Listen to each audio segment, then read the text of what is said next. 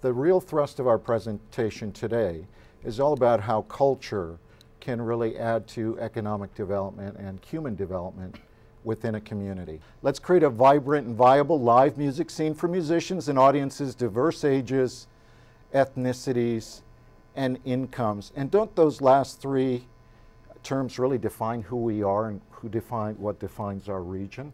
What if San Jose were iconically known for being a cultural center of live music? And I don't know, if you travel widely, I've been to Austin, I've been to New York, been to other cultural cities.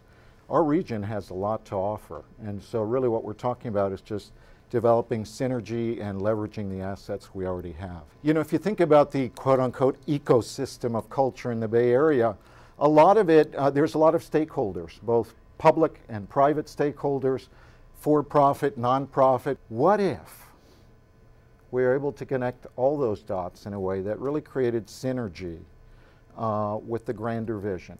What if all those kind of currently disconnected members of this ecosystem were suddenly united in a common vision? And what if, as part of that ecosystem, we were truly in the short term, 3 to 5 years, build that as an iconic identity? Building upon those strong local assets, 30% of Silicon Valley adults already play a musical instrument. 20% more would like to learn to play, broad belief in the value of music education. We're well located for touring acts and we're a great festival city. What happens to San Jose during the Jazz Festival? What happens to the streets of San Jose and to commerce? I can tell you personally, and I like to describe it this way, that for 3 days a year, San Jose becomes a 24-hour city like New York or Paris or London for 3 days a year. A couple of days ago, they came up with this notion of what are those youth magnet cities that young people graduating from school with technical skills want to go live in because there's good jobs and other things to do. And San Jose was ranked number 6. I think live music has an incredibly bright future right now. Very good timing, and I'm going to review the action plan, and I'm just going to cover some highlights. I'm not going to cover every detail, so we'll just kind of pick out some main points of each one. There's been a tremendous kind of bubbling up of the live music scene locally. A couple articles, the Metro and the Mercury News and the San Jose Business Journal, all asking a question.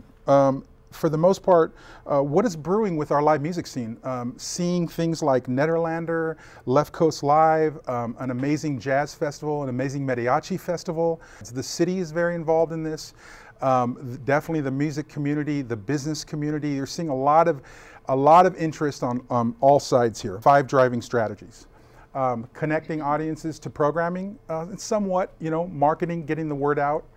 Youth engagement. If we don't do something to bring music education to the youth and bring more of it, we're undercutting ourselves for the next 5 or 10 years. It's just putting an instrument in the hand of a 16-year-old. 5 years forward, that person is a music ticket buyer, 21 years old supporting a venue. Supporting local musicians and the presenters, venue development, and creating a context for success. For the most part, these are the 5 key areas that need to be addressed to keep this momentum moving fast forward. One of the main things we see as kind of a low-hanging fruit piece, the print media collaborations, and music at a glance. Basically, in a lot of cities right now, they have a place you can go every week. Instead of looking at 1,000 little listings, they just have a grid of the week, what venues are offering what music for Monday, Tuesday, Wednesday, and it's tied into a bigger marketing scheme of internet and web-based and opting in and kind of spreading the word. But currently, our city doesn't offer that. Using our technology, connecting musicians to musicians, connecting fans to musicians, connecting fans to venues, to retail, musicians to retail. There's just a tremendous amount of disconnect we're having with our valley in the South Bay here. The next piece is social media tools. Facebook, MySpace, Pandora, Twitter, Ning, Jambase. Applying these tools to our email blasts, our websites, and mobile applications. The next one is youth engagement, the School of Rock. And we hope that this piece, on a bigger note, eventually becomes a school of music in essence. The other big piece is San Jose, as it relates to city policies, currently minus the arena or super large venues, does not allow anybody under the age of 21 to go with someone over 21 and to see a live show together. Our surrounding area venues, Catalyst, the Fillmore Auditorium, many more in San Francisco and the surrounding area, are allowed to be, I'm allowed as a father to take my daughter to see a show. She can have a soda, I can have a glass of beer, and we can watch a concert together. This kind of intergenerational activity of exposing the youth to music isn't currently allowed unless it's in something the size of an arena or very large venues. It just prevents our youth from really kind of having that handoff of music to their generation.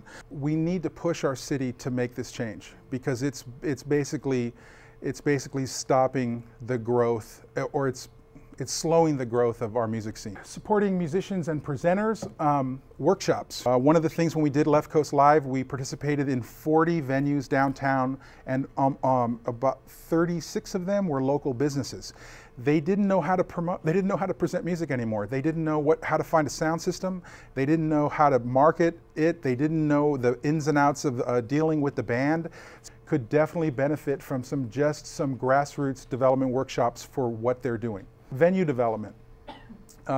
There are some great venues that are sitting somewhat empty or somewhat underutilized. We use the beautiful California theaters, we use their patio for Left Coast Live this year. That space sits empty probably 360 days a year. Even when there's something happening in the theater, they're not necessarily using the patio, but it's one great example of just pushing over a very easy challenge here to activate 5 to 10 venues that will then be more accessible for live music. There is almost 400 bands actively playing and on a regular basis in just the downtown South Bay area.